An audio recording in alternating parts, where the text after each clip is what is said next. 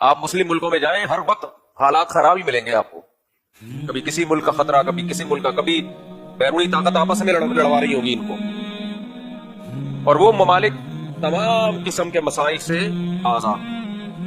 تو وہم ہوتا ہے انسان کو کہ یار یہ کیا ہے یار، اگر ہم صحیح ہیں تو پھر ہم غلط کیوں ہیں، اور اگر وہ غلط ہیں تو پھر وہ صحیح کیوں ہیں. سمجھ میں آ رہی ہے بات؟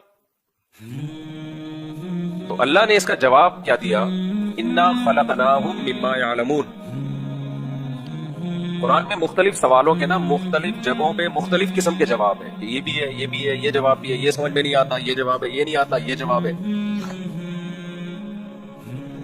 ایک جواب تو اللہ نے قرآن میں یہ دیا، وَلَوْلَا أَن يَكُونَ النَّاسُ أُمَّةً وَاحِدَةً لَجَعَلْنَا لِمَن يَكْفُرُ بِالرَّحْمَنِ لِبُيُوتِهِمْ سُقُفًا مِّن فِضَّةٍ وَمَعَارِجَ عَلَيْهَا يَظْهَرُونَ.